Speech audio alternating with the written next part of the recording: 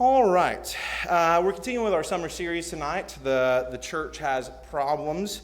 I've enjoyed it so far, at least especially the part that I didn't do. I thought Brother Ron did a great job last week on the church has a bully problem. This week's going to be different. There are some topics that are just for the most part not super fun to get into in the public square. That can be because they're embarrassing or looked at as taboo or forbidden to discuss. And tonight's class is going to be one of those topics. So my prayer is that you will just be extremely gracious with me. Actually, I just pray that all the time. If you could just always just take everything I say the best way possible, I would appreciate that. I'm going to try to speak delicately while remembering that this is a room full of adults. I almost had a heart attack when Trent said that the teens were going to be in here. Then I thought maybe that's okay, and then they said they're going to Sean's class, and I was like, okay, it's all good, it's all good. But we're going to be speaking again to adults about a topic that needs to be addressed well. It deserves to be addressed well and without negligence, and so I'll just come out and say it. The church has a sex problem. The church has a sex problem, and I say that with full confidence. I'm not ashamed to say it. There's a number of reasons that this problem exists outwardly and inwardly when it comes to the church. And we're going to discuss those reasons or maybe the origin of it. But my primary concern, again, is identifying the problem or the problems and really just starting a conversation about it. Now, again, if it's something you listen to in the car, if you go back and listen to sermons, it feels weird to do this at the start, but this one is, again, not for the youngest ears. But if you do have older teenagers and it's something that you want to consider talking with them about, which I think would be a good thing, it's something that you can make a decision as a parent if you would like to go back and listen to this lesson. But just kind of like the movie rating at the start, right? Don't play this one in the car with young kids around, though it's not going to get that scandalous. But we just want to make sure that we're doing our due diligence on that. As we've mentioned thus far in our series, the point of these lessons is to try and shed light on these topics. It's not to create scandal or stir the pot, because sometimes, though that's fun to do, to stir the pot a little bit, we're trying to speak as clearly as we can to the issues that are facing the church today. And we want to be relevant, right? We want to be relevant to the problems that maybe those in our congregation are facing or those in congregations like ours. And so, again, that's why we're discussing tonight the church has a sex problem, but sexuality and issues related to it are some of the hardest issues to address. So if you see me turn beet red up here, you'll know why, right? This is not easy. This is not necessarily be my choice. But how do you talk about something so personal and intimate in a setting like this, right? A Bible class or in a sermon. And I'm not just talking about kind of passing references with a raised eyebrow, because I think you've all heard those from statements over the years from the pulpit, right? You're kind of alluding to something. The preacher says, you know what I'm talking about, and kind of raises his eyebrow like wink, wink. You all know what I'm getting at. And it's kind of this idea when they do that of saying, hey, we're all on the same page. We all understand about this sex stuff. But are we all on the same page? Are we all on the same page? Is the world all on the same page when it comes to sexuality?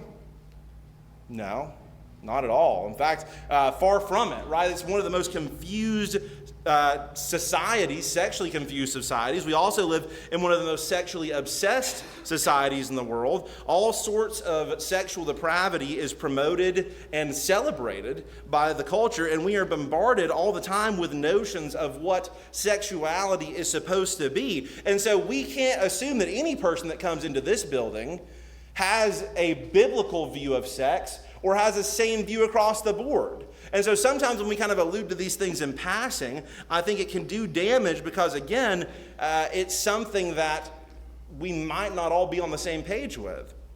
Now, that's part of what makes it so hard to address, that all this stuff going on in the culture around us. And so aside from those passing references, I think the church's strategy for the last 50 years has largely been silence. I think that's been the strategy. We just won't talk about it. And I think we've had about 50 years of silence from pulpits and leadership on this issue. Now you say, no.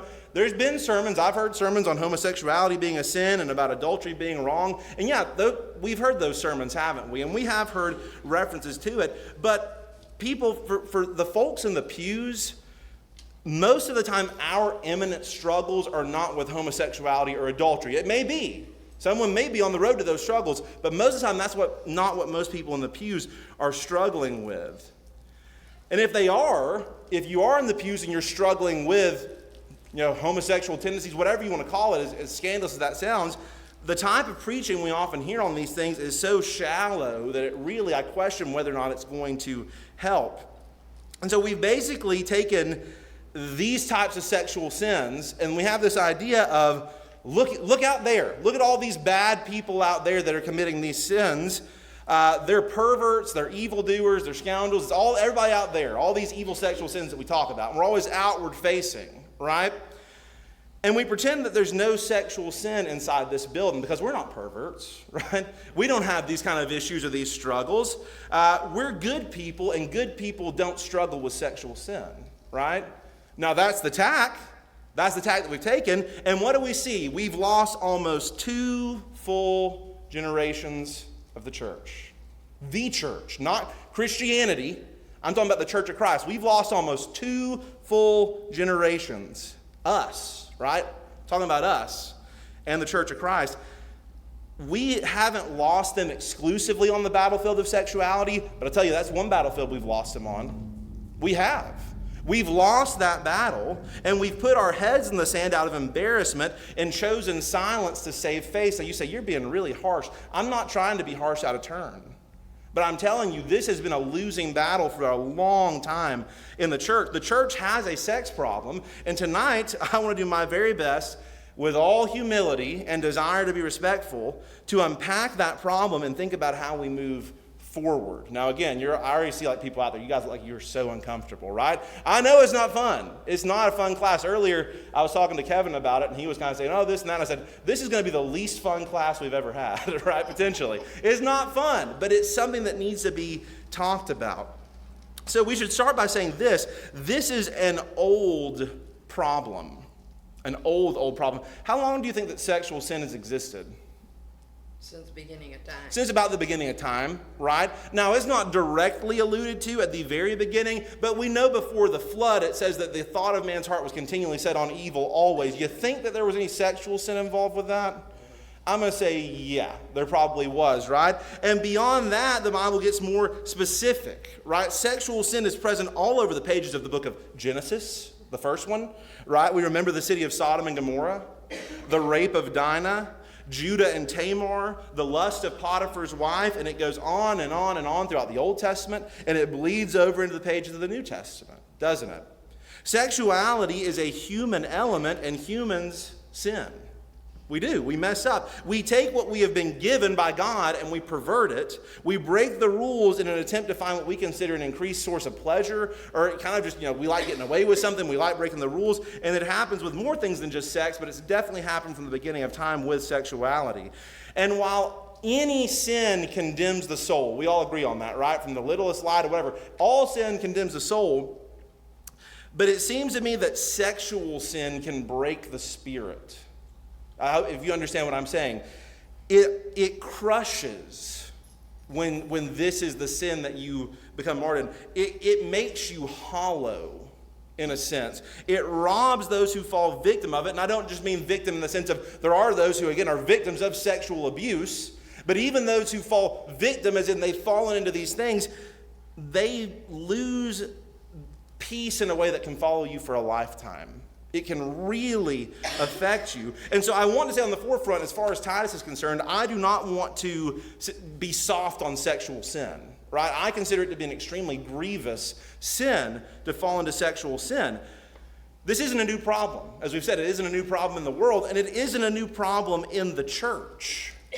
Now, in the first lesson, when we talked about the church having problems, we looked at the church at Corinth as kind of a case study of a church with major problems, right? And a number of the problems at Corinth were sexual in nature. Now, in chapter 5, we remember the introduction of maybe the most famous one of these. At the very beginning, it says a man had his father's wife. But it's at the end of the chapter, starting in verse 9, that Paul makes a really important distinction here. He says, I wrote to you in my epistle not to keep company with sexually immoral people, yet I certainly did not mean with the sexually immoral people of this world, or with the covetous, or extortioners, or idolaters, since then you would need to go out of the world. But now I have written to you not to keep company with anyone named a brother who is sexually immoral or covetous or an idolater or a reviler or drunkard or an extortioner, not even to eat with such a person. For what have I to do with judging those who are outside? Do you not judge those who are inside? But those who are outside, God judges. Therefore, put away from yourselves the evil person. What is Paul saying here? He's saying the sexual problem I'm worried about is not the one outside the walls of the church. Where is it? It's inside the building. That's where I'm judging. God will judge the ones out there. We know how that's going to go. He says, I'm concerned with the ones in here. So, is there a sexual problem in the church? Yes, there was here. The church has, and has always had, sex problems. It seems from the very beginning. Now, what kind of problems? Not many people, thankfully, though some may, find themselves in a relationship with their father's wife, right? That was kind of an extreme example. Paul said the Gentiles don't even do a mess like this that you all are doing, right? But that isn't the only issue mentioned. Note in verse 15 of chapter 6.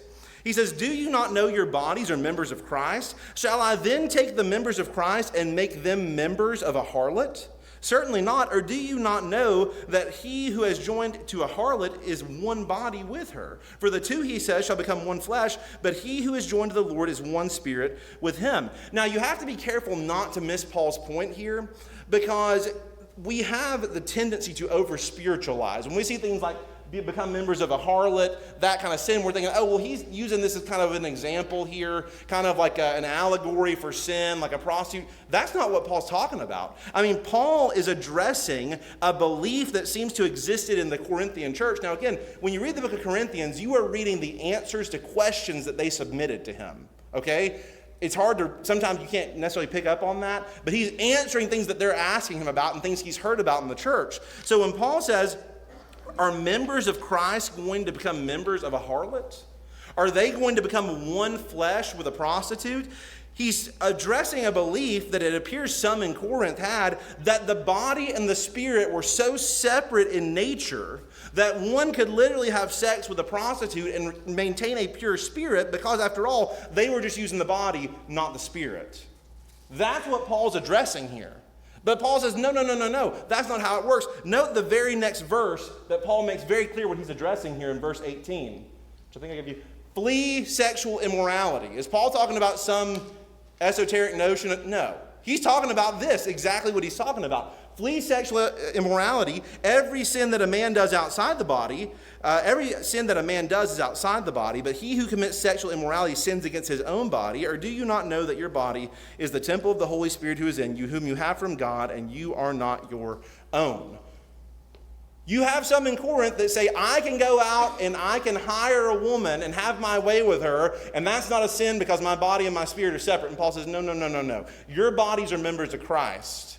And you, if you join with her, you're one flesh, and you are falling into sin. Now, a very different sin is noted in chapter 7, starting in verse 1. Let's look there. Now, concerning the things of which you wrote to me, it is good for a man not to touch a woman. Nevertheless, because of sexual immorality, let each man have his own wife, and let each woman have her own husband. Let the husband render to his wife the affection due her, and likewise also the wife to her husband. The wife does not have authority over her own body, but the husband does. And likewise, the husband does not have authority over his own body, but the wife does. On the complete opposite side of the spectrum from the prostitute issue is this issue that you had those in Corinth that believed that abstaining from sex, even between married people, was this holy and righteous act. We see traces of that in Catholicism today, where that idea that, perpetual virginity or remaining a virgin, as a Christian makes you holier than those who are married. But again, it's this idea that even the act of married sex was tarnished and dirty in some way. Now, as a very, very brief side note, Paul in this text continues on to talk about the unmarried and those who can abstain from marriage. And he says, that's good. If you can abstain from temptation, be like I am, focus on the kingdom, that's wonderful. But he says, not everybody cut out for that, right? Most people are going to be married and they're going to be in this relationship. This is an understudied issue that could be a whole other class that we could talk about. I'm not going to do it tonight, but I just want to note that Paul does mention that as well in that text. But think about the Corinthian church now, what we've just looked at here. On one hand, you have those that think it's permissible for a Christian to have sex with a prostitute because the body and spirit are totally separate. On the other hand, you have those that think it's sinful to have sex in a marriage, but that's an unholy union in some way. And that's why, again, we just read that verse as going, well, Paul's just saying, don't hold out on your spouse. He is saying that. That is what the text says, right? But he's saying it for a reason, right? He's saying, no. It's not holier for you to do that, right? That union, that's what you're supposed to do. So prostitution on this side, total abstinence on this side. Do you think there's a little sexual confusion going on in Corinth? From chapter 6 to chapter 7, right there we see it, right? So again, the sex problem isn't a new problem in the world and specifically in the church. But I don't want tonight's focus to be on the Corinthian sex problem, okay? Because we could talk about that for a long time. And it'd be really easy, right? I can't believe that guy had his stepmama as his wife, right? I can't believe he had her in a relationship. That's easy to throw stones at that, right? But let's bring it to today. Let's talk about our problems, because that's the ones that we really want to address. We need to speak to the problems of the people who are sitting in the pews, right? And having these struggles here. And so, where do we start with this topic? Well, I think that a decent place to start is asking the question of how we got here. This problem, how did it arise? Now, if you have heard me enough times, and most people in here have probably heard me too much, I'm going to sound like a broken record on this, but the sexual revolution of the 1960s is probably the easiest point to trace back to when we go, where did it all go wrong, right? We need to remember how difficult the first half of the 20th century was in this country, right? I know there are those here that remember some of those times, right? We went through 2 world wars that either left families fatherless, if those fathers never came home, or in other cases, they came back as shells of their former selves, right, that had gone through so much. Then you go into the Vietnam War, right, which is probably the biggest cultural turning point that heated up the environment for sweep and change, right? That was rough. I mean, I've not been around the block since Vietnam, but I've talked to people even in this county, right, about that war, about the loss that was incurred locally, right? The scars are still there, right? And that happening, again, heated up the pot to where the culture was so ready for something big. And I think the sexual revolution was the baby boomer generation finally boiling over, right? It had just been too much. You had the greatest generation, the war generations, then going into Vietnam, the boomers. I think it just something was going to give, and the sexual revolution is what we saw. Now, did sexual sin happen before the 1960s? Yeah. Did girls turn up pregnant before the 1960s? Yeah. Did men commit adultery on their wives? Yes, it did, right?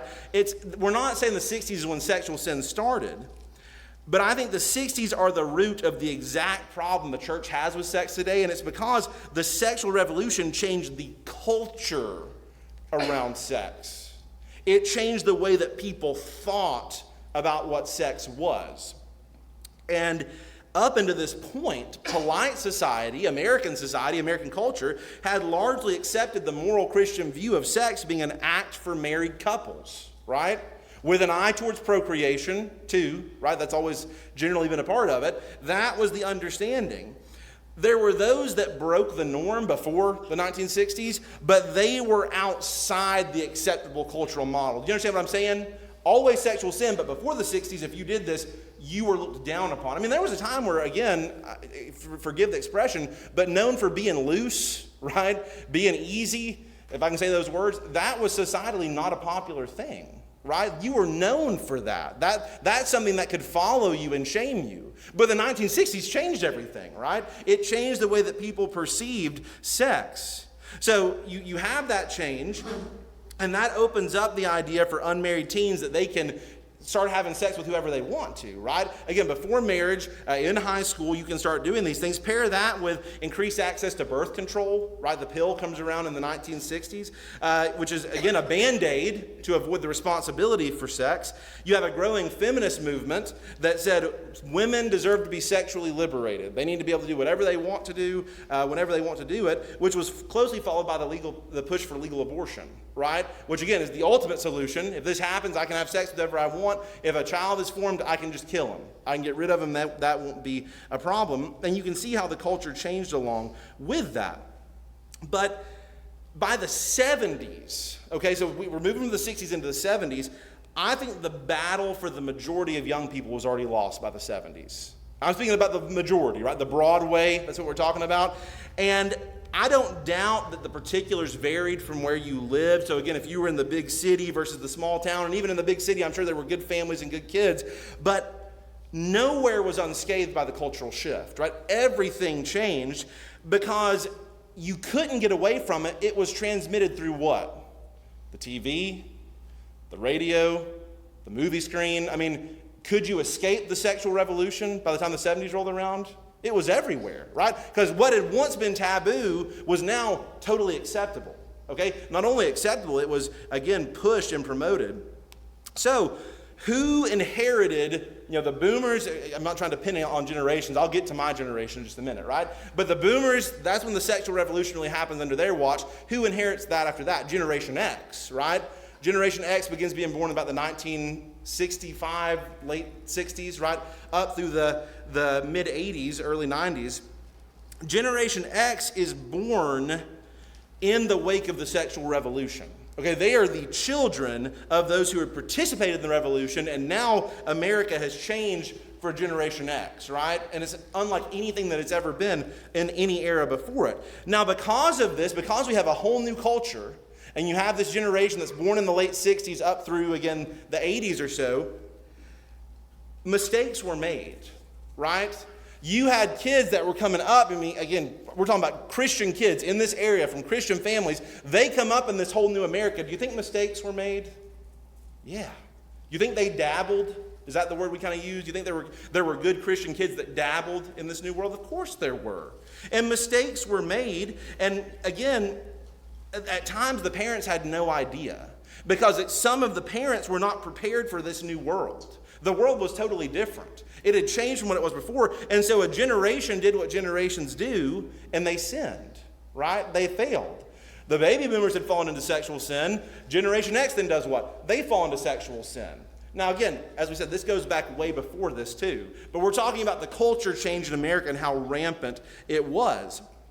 But again, when we come to Generation X, the temptations and the environments which they failed in was different. Okay? Now, like we said, it's all been sexual sin from the beginning of time, but the sexual environment was different once you get to the 70s and 80s, because now there's a push, a cultural push, a societal push that you're going to do this. And so Generation X lived through that, and I think they were scarred with the effects of sexual sin and bad decisions, right? Baggage is what I'm talking about. Lots of people in Generation X growing up in those decades had baggage. Okay, from past relationships, past sexual sin. So what happened next? Well, that leads to me, the most important person, right?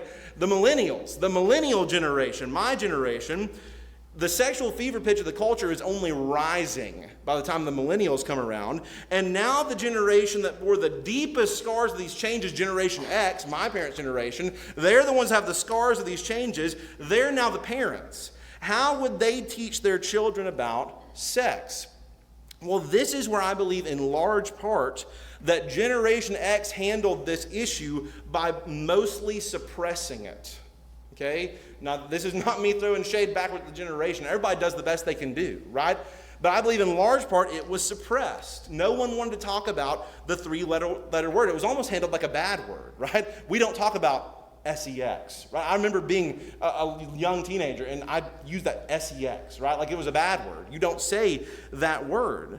The shame that sexual sin had brought on our society over 3 decades was now brought to force in families who wanted to do everything possible to protect their children from the same mistakes they made. Does this sound familiar? right? It's the same thing with me too, right? You don't want your kids to commit the same sins that you did, right? And that's a noble intention. You don't want them to fall into the same traps. We want better. But the presence of shame, right?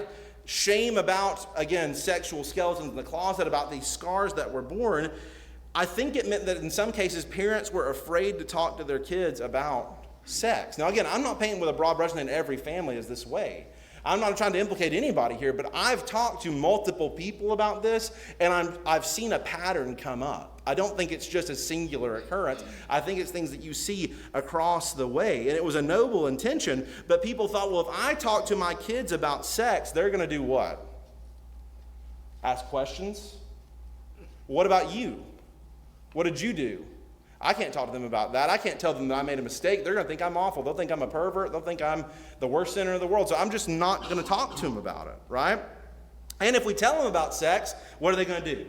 Then they're going to pursue it, right? They're going to be curious about it. They're going to pursue sex. So the best course of action, it seemed, was to protect, right? But I think something very natural happened in general with this. And it's that over the course of years, the tactic chosen was not to protect children from sexual sin, but it was to protect children from sex, right? The concept of sex.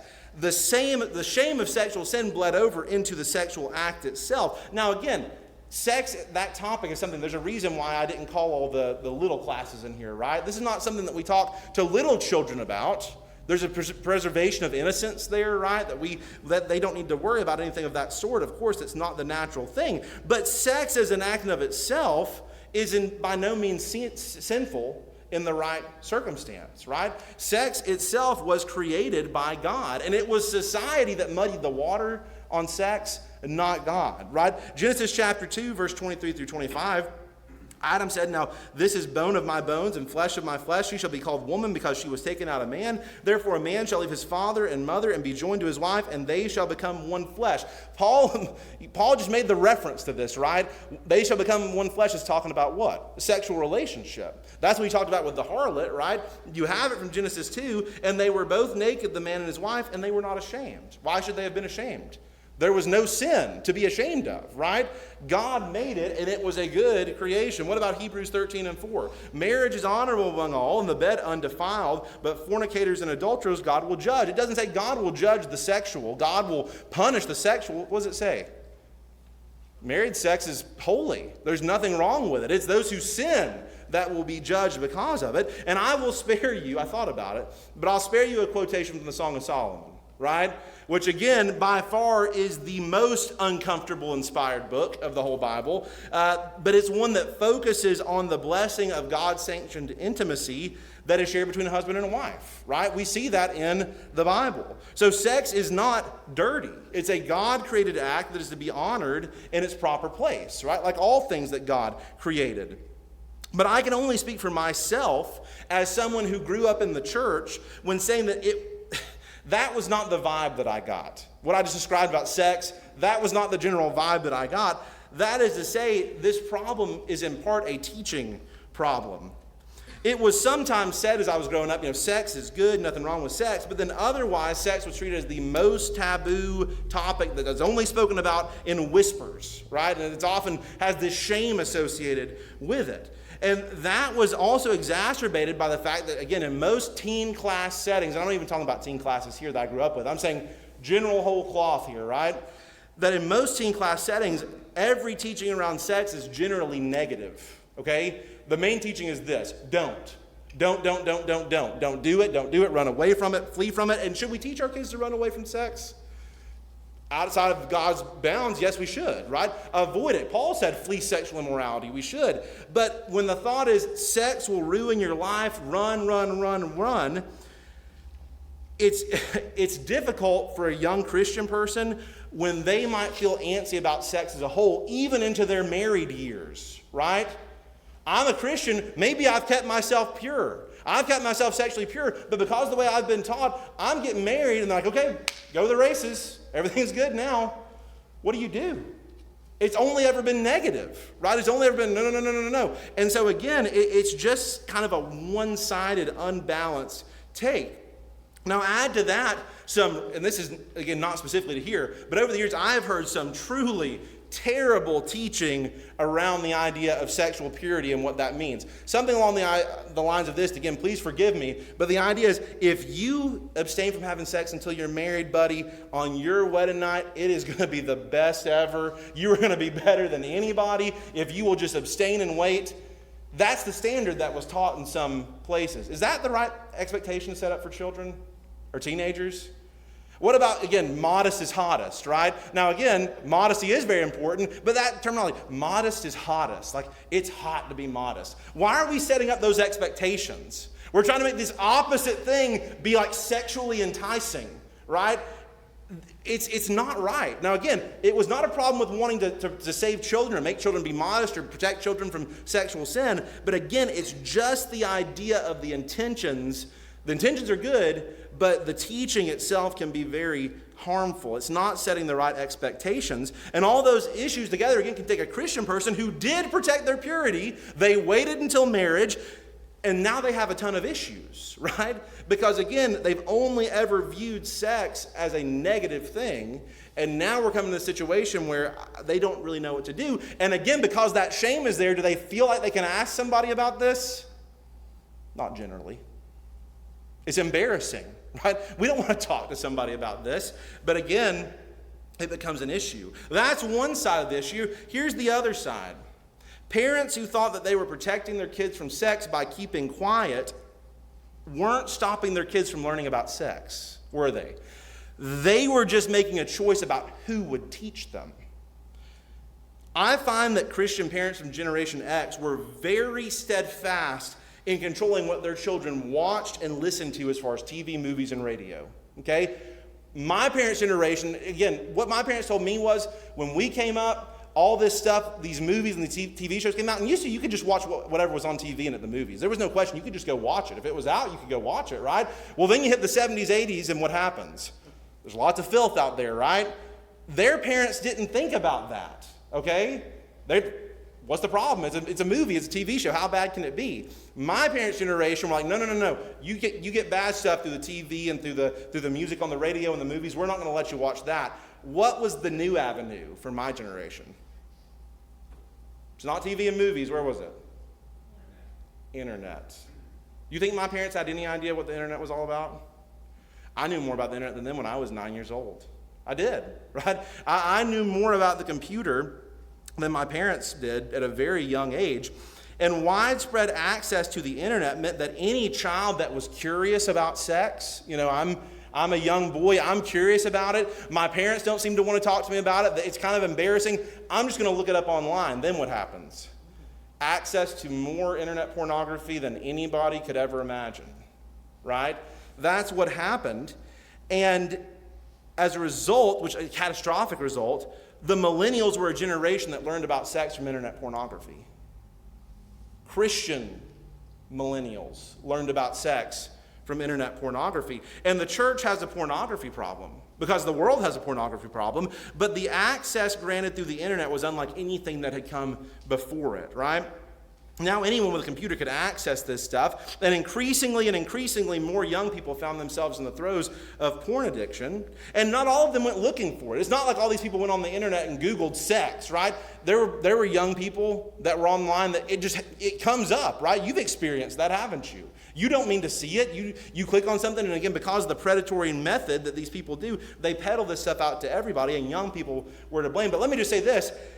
It's not just young people that pornography affects, is it? And it's not just men that pornography affects, is it? As of 2024, Barna says that over 60% of adults regularly use pornography. 60. That's well over half. 44% of women access porn regularly, according to this poll. That's almost unbelievable, but that's what the poll shows. Over half of professing Christians use pornography, with 15% of professing Christians claiming to use it weekly, and 7% say, I use it daily, and I'm a Christian, right? Just 10% of U.S. Christians and church adults say their church offers programming to help those struggling with pornography. 10% of professed Christians say, my church addresses this issue, but 58% say that they wish that the church addressed the issue more. Does that sound like a problem? That's a problem. That's a big problem. What am I getting at with this talk about pornography? I'm saying this. If everyone right now, if everyone in this room that has had or is currently struggling with pornography had a big red blinking arrow that appeared over their head right now, there would be one of two reactions. One would be shock and awe and go, and the second reaction would be, I'm not even a little bit surprised. Guess which one I would be? Number 2. The statistics don't lie. That's what statistics say. So again, the children of my generation were taught about sex by porn exposure, right? That's how we saw it. That's how it came into our lives, and we have the scars of that. And so we have a bunch of kids coming up either ill-taught to become a person in a sexual marriage relationship or polluted by porn consumption. And so again, what are we going to do when it comes to our teaching? Now think about this when it comes to this porn thing. And I'm running out of time, but I do want you to consider this when it comes to the way the church teaches about this. Imagine I have a class of 10 teenage boys, okay? Right now, I've got 10 teenage boys in the class. And I look at them and I say, boys, porn will ruin your brain. You have to avoid ever watching it. If you watch it, these images are going to stick in your mind forever. They will ruin your life. They will ruin any future relationship you're part of. Whatever you do, don't watch porn. That's what I say to these 10 boys. That sounds right. I mean, a lot of what I said is just correct, right, as far as the scars of it. What if 7 of the 10 have already seen it? Odds are they have. Odds are that 7 of the 10 have seen it. Odds are probably that 6 of the 10 are actively using it and searching it out. What do they think now? I'm ruined. I've already blown it. It's over.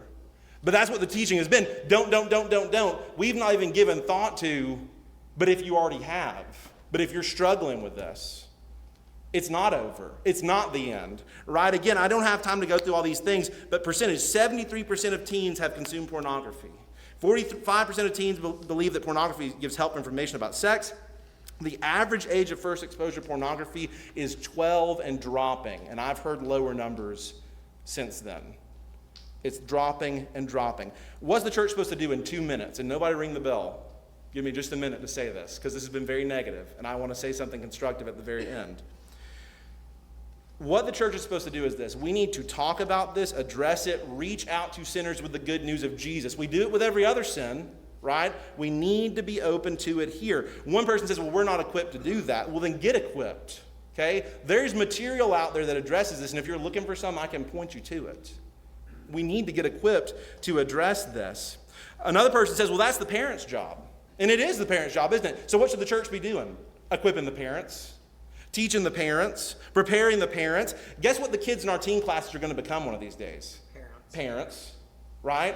What are we doing for them? Don't we owe it to them to bring them under a godly understanding of sex instead of throwing them to the wolves, which is what we've done for 2 generations?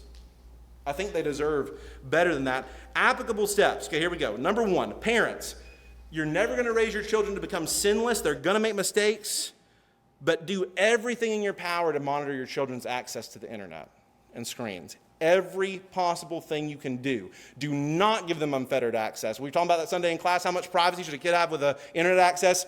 0. None. Think about when you're sending them to other kids' houses if that kid has unfettered access to the screen. Because when they go over there, it's like it's an open ball field, right? Those kids will show them what you don't want your kids to see. Control whatever you can. Also, be offensive. Not offensive, though it can be. Be offensive. You're going to have to talk to your kids about sex. You're going to have to. You're going to have to. I'll say it again. They're going to reach an age where they're naturally thinking about it. They're going to be asking questions. You can either baby them in an attempt to protect them and have somebody else teach them about it, or you can be an adult and create their template for understanding it. Now, you may say, well, I've never talked to anybody about sex, not even my wife, right? I don't know. You may say, I just don't talk about that stuff, right? Then maybe you need to think about it and figure out how to. Your kids deserve it. You owe it to them to do that. Church, we have to keep sexual sin dirty and evil and damnable and say, hey, this is evil, it will send you to hell, without telling people that are ensnared in it they've already sold the boat, right? They've already done it. The ship sailed. It's too late. If you've committed sexual sin, it's over. That's what we've taught it, and the stats say that multiple people in this room right now are struggling with it. So if we teach that it's already over, what are we telling them? It won't work. It can't work. Men, let's be very real about this because men do struggle more than women. If you're struggling, get rid of it. If it's pornography, get rid of it. Get covenant eyes, get an accountability partner, get rid of it. It's not worth it. Get that out of your life. Talk to your brothers in Christ, right? If you have a brother in Christ that's a close confidant, talk to them about it. I've found 9 times out of 10 you don't get, oh, I never thought you were a pervert. I never thought you were a sinner. Guess what? You get 9 out of 10 times. Yeah, I struggle with that too. Yeah, I've had an issue with that before as well. Again, not everybody, but more people than you think. We can never destigmatize sin, but we have to destigmatize being a sinner because we're all sinners. We all have struggles. No one's righteous, but most of the time in today's church, you would be sooner forgiven for being a known former drug user or a former domestic abuser than a former porn user. If that's not about, oh, you're a pervert. I didn't know you were a pervert. But again, that stigma can't be on being a sinner. Very quickly as we end, 1 Corinthians 6, 9 through 11. Do you not know that the unrighteous will not inherit the kingdom of God? Do not be deceived. Neither fornicators, idolaters, nor adulterers, homosexuals, sodomites, thieves, covetous, drunkards, revilers, extortioners will inherit the kingdom of God, and such were some of you. Is it hopeless? No, it's not hopeless. But we got to talk about it. We've got to address it, or the problem will only continue to get worse. And it can't get much worse. It's been really bad. Like I said, sorry this has been an uncomfortable downer of a class. But it's important, and I'm passionate about it because I've seen the damage that it can cause. And we owe it to our kids not to throw another generation away. Thank you all very much. Yeah.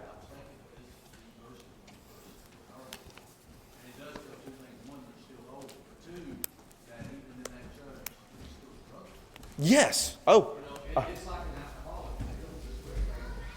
Yes, yeah, and again, it's just that point of we can never make the sin any less sinful. The sin's sinful. It's awful. We have to avoid it. But when we make it one-sided, then that just simply won't work. So again, thank you all for being gracious.